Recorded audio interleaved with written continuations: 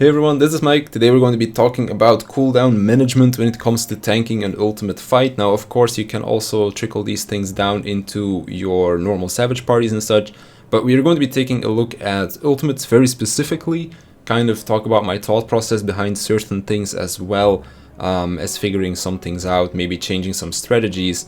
And then just mainly seeing what I did and why I did it. So we're going to be hopping into my POV for Warrior first, and then after that we're also going to be taking a quick look at my Gunbreaker. Warrior I'll pause a little bit more, Gunbreaker will probably run through a lot quicker, because it's basically the same as Warrior just with different cooldowns, because Gunbreaker is a different tank.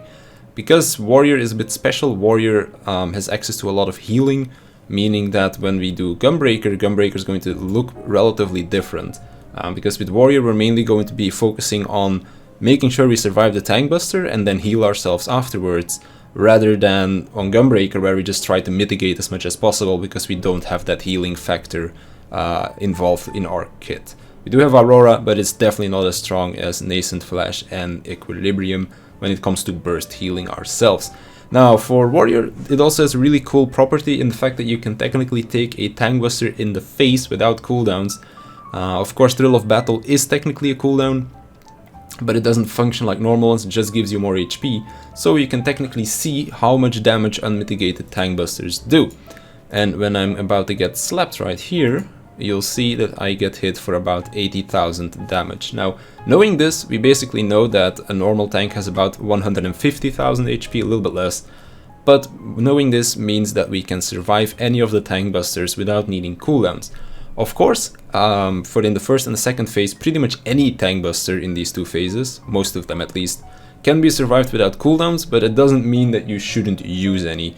Always try to use cooldowns if it is possible, and see if you can squeeze out some extra usages of cooldowns as well, of course. Mitigating auto attacks is very viable, especially towards the second phase as well, because phase 1 and 2 are very hectic when it comes to healing, and helping out your healers squeeze out some extra DPS is always worth it when we're talking about an ultimate fight, because the DPS checks are tight, so any healer DPS that we can gain from using our cooldowns is very important. And of course, it is ultimate, you want to play safe, so the safer you can make it for you and your team, the better it is. So we're going to be healing up with Nascent Flash here so that my healers don't have to worry about me, and then afterwards I'm also using Equilibrium again so they don't have to worry about me as much. If the Equilibrium crits, my healers basically don't have to worry about me. Since it didn't crit, I am going to be getting, I believe, a Tetra here at some point. Now, first decision that we have to make here is, do we want to go Palm or Fist for the hand mechanic? We decided to do Palm in our clear, but when we first started progging this, we always had Fist because we didn't know you could be baited. And what we had was, we would stack up in the middle, my Paladin would go to the 1 marker, I would go towards the B marker. Now this led to some issues, because first of all, the tanks are on the opposite side of the map, meaning that if you want to AoE heal, you're most likely going to be missing the tanks because you don't have the range. And the Jagged Dolls also spawn in the middle, meaning that standing in the middle as a healer is really dangerous, because overlapping the dolls AoEs could be a thing. So that's why we decided to change from being on the opposite side of the arenas to baiting Palm once we knew it was possible, and then going over here. The other reason why we go over here is to bait the 2 orbs so they don't go through the middle of the arena, to again make it safer. Now, because we're tanking both of the bosses together, we can actually do something else as well. Now, when we first started doing this, we would just cool down through the tank busters like we did before, but eventually we decided that I would use my Home Gang here.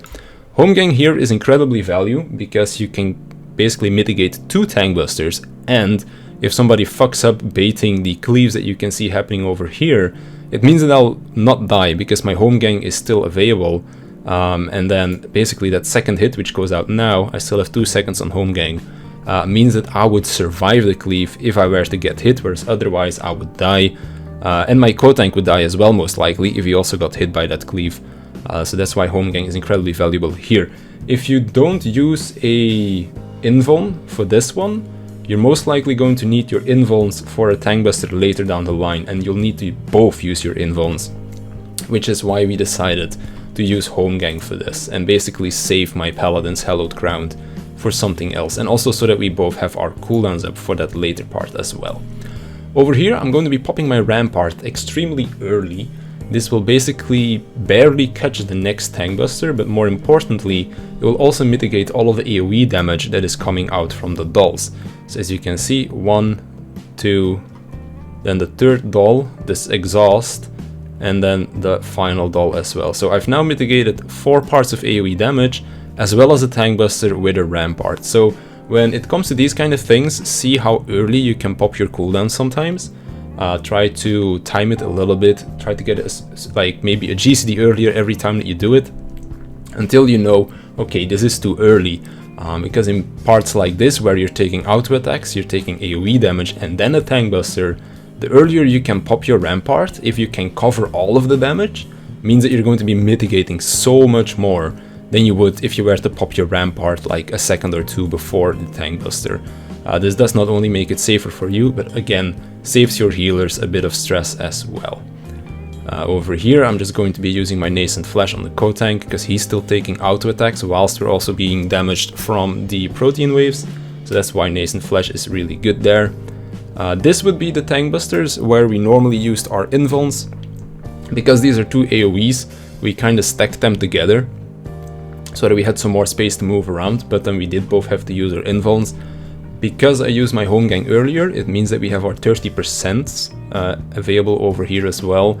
So that's why we both use our 30%. I only use Vengeance, my Paladin uses Sentinel and Sheltron. I could technically use Raw Intuition here if I didn't use Nascent Flash earlier, but if I decide to Raw Intuition here, it means that I lose 2 usages of Nascent Flash underneath burst windows. I mean my personal burst windows. The previous Nascent Flash had a double Inner Chaos, Fell Cleave and Upheaval. The next Nascent Flash is going to have a Inner Release paired up with it as well. So if I wanted to use extra mitigation for this one with Raw Intuition, I would basically be losing out on 2 incredibly strong healing windows for both myself as well as my Kotank during parts of the fight where we are both taking a lot of damage. So that is why I would rather skimp on mitigation for this one, because Vengeance is enough, and then have a little bit more for my Kotank and me in terms of healing. Of course, when I play Gunbreaker, you'll see that I do some different things here, because I do not have that option to heal myself. And then, of course, I use Equilibrium at the end, so my healers don't have to heal me up. And that's pretty much it for this phase. Towards the end, if you do not kill them fast enough, there will be more splashes as well as a cleave. Like the Tank Buster towards the end, you can basically use your Thrill of Battle plus a Raw Intuition there. That's one of the parts in the fight where I would use a Raw Intuition, because there's nothing for you to heal up anyways afterwards. So you could do that there, but since we kill the bosses fast enough, that's why I'm going to be saving my Thrill of Battle for the next phase, where it will be a whole lot more useful. So I'm gonna fast forward through Limit Cut real quick.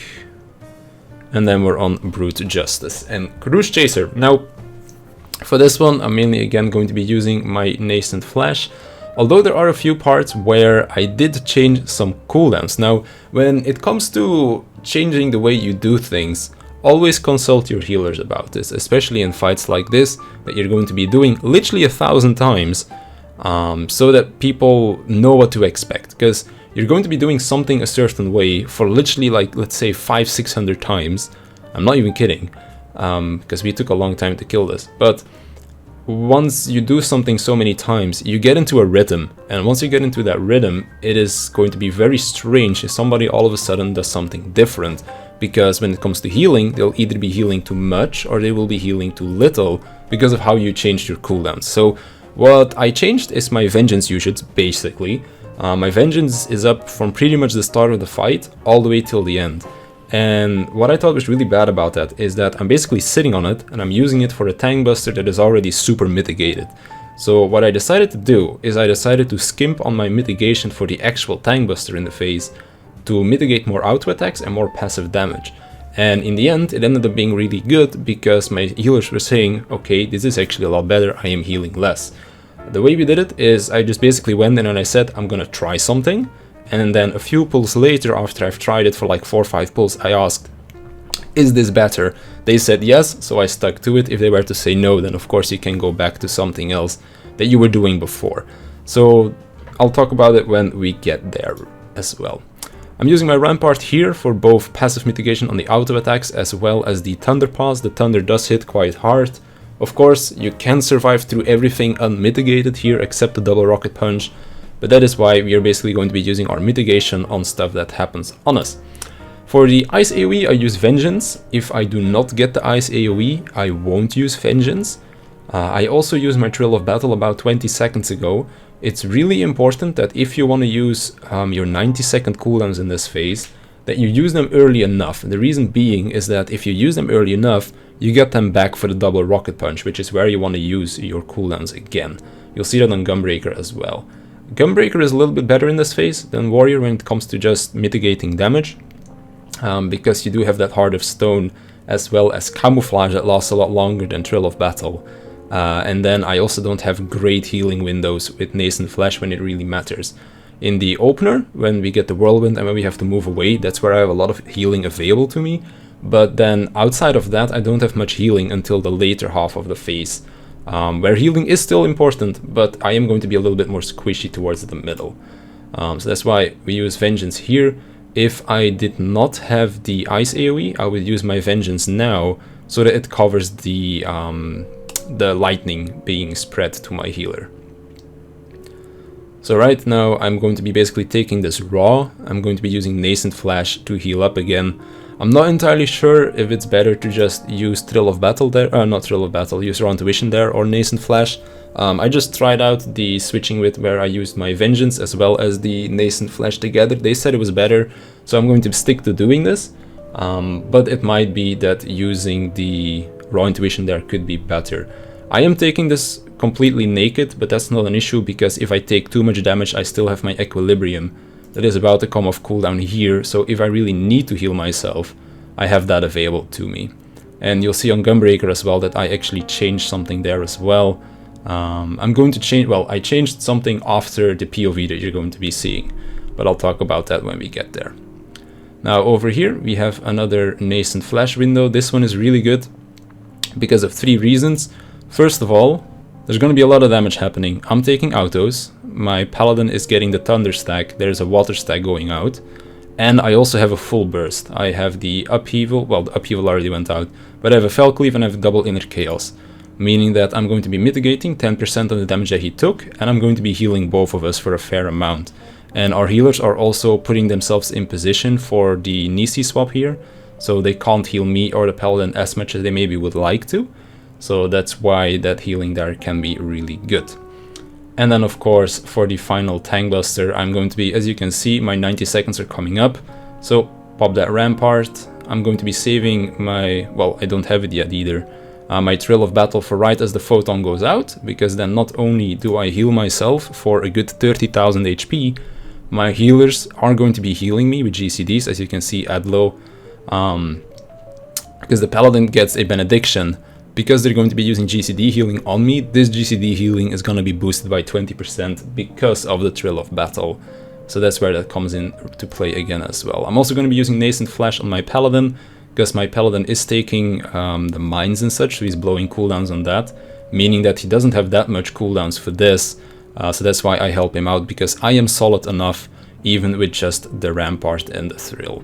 So that's pretty much the first 2 phases. I'm gonna go very quickly over the rest of the fight as well, but we're not really gonna talk about it too much because when, as I said, for tanking it's not super interesting. So I'm gonna skip forward to Alexander. The first Tank Buster can be invulned by any tank. Of course, Paladin and Dark Knight have it easier because they have 10 seconds. If you want to do this as a Warrior or a Gunbreaker, it is incredibly tight on the timing for you to get all of the hits underneath those 8 seconds. What you can do is you can mitigate for the first hit and then blow your home gang or anything else on the last one. As you can see, I have Vengeance available here and a Raw Intuition, so you could use both of those. Maybe ask for your Scholar, or if you have a Nocturnal Astro, to give you a shield for the first hit just to make sure you survive. But do press your cooldown immediately after the Chastening Heat goes out, because as you can see, these cleaves basically follow up almost immediately.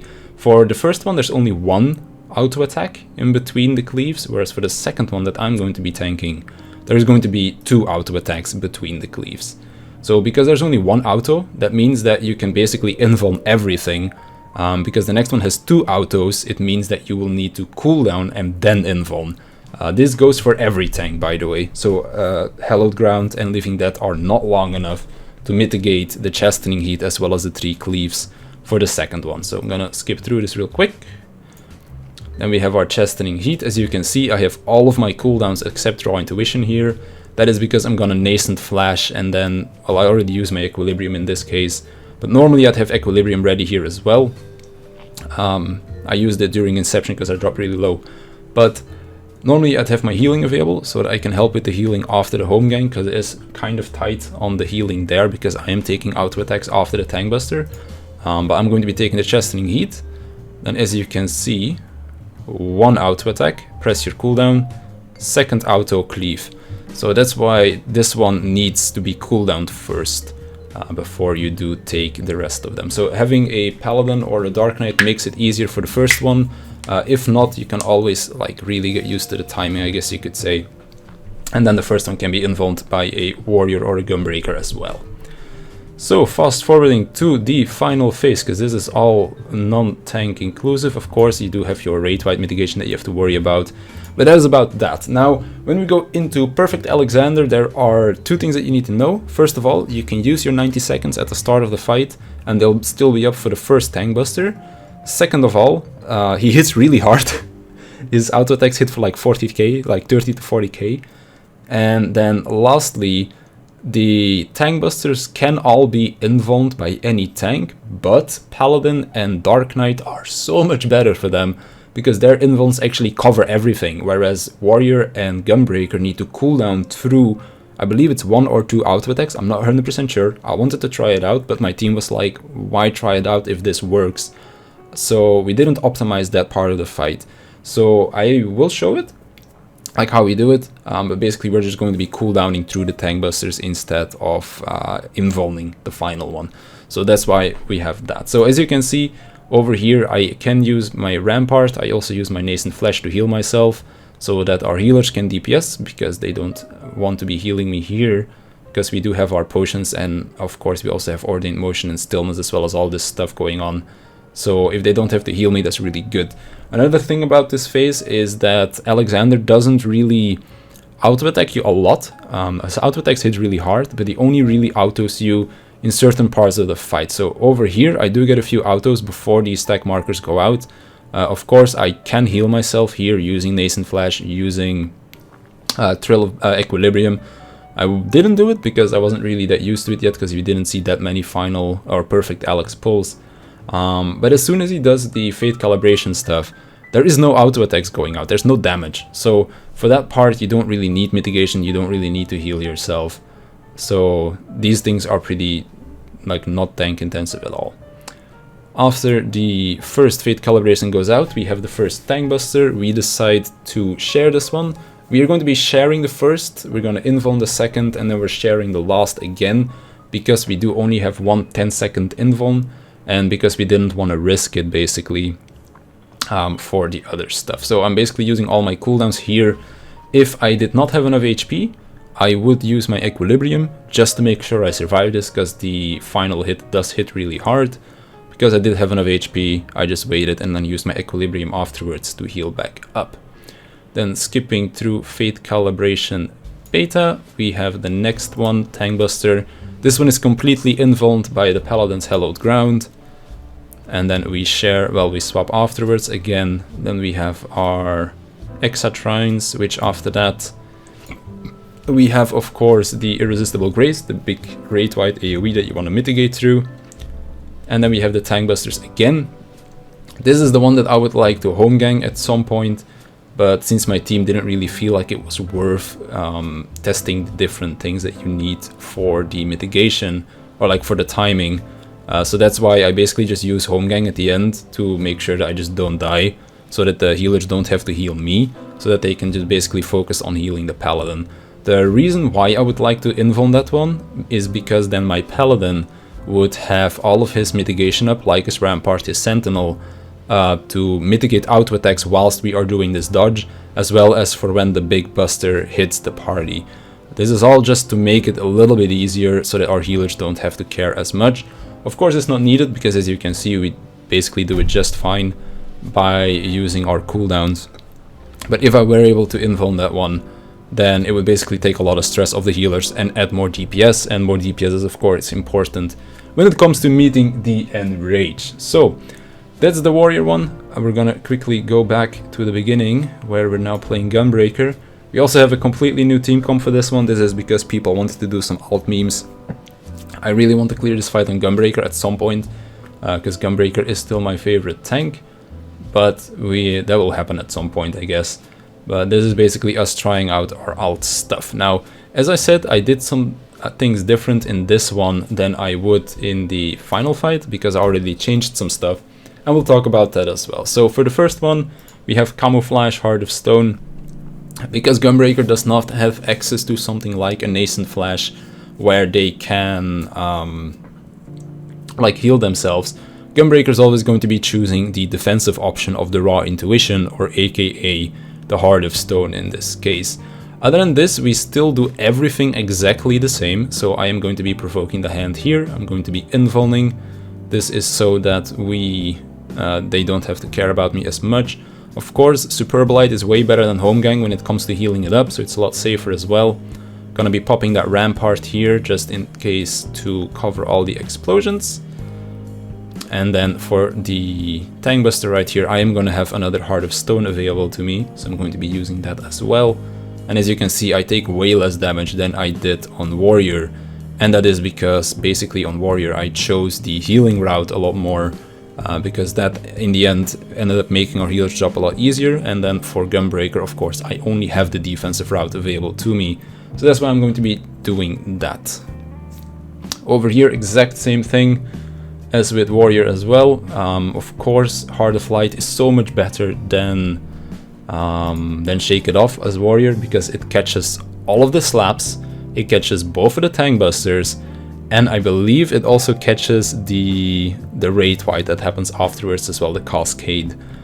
Because of course we are playing Gunbreaker, I can use Heart of Stone again for this one as well, meaning that I take a lot less damage.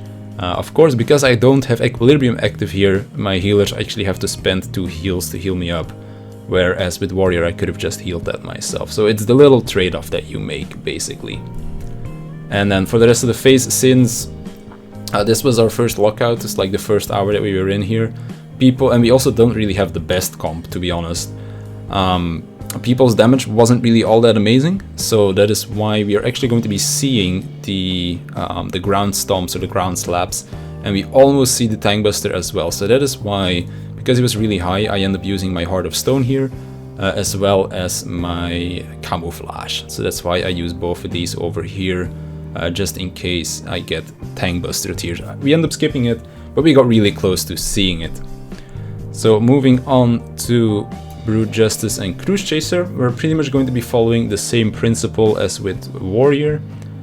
We're gonna be popping our Rampart at the same time. Of course, we just use our Aurora on cooldown, because Aurora does not have as big of an impact as Equilibrium does.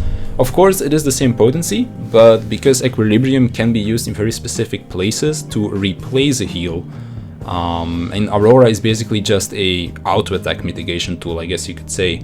So it doesn't have the same impact, even though it mitigates the same healing, or it covers the same amount of healing, but because the fights in Final Fantasy usually require very precise healing, because it's not necessarily that the auto attacks hit as much and that you need a constant stream of healing the tank for auto attacks, but more of a Tank Buster happened, we need to heal up the tank, or right before a Tank Buster or something like that.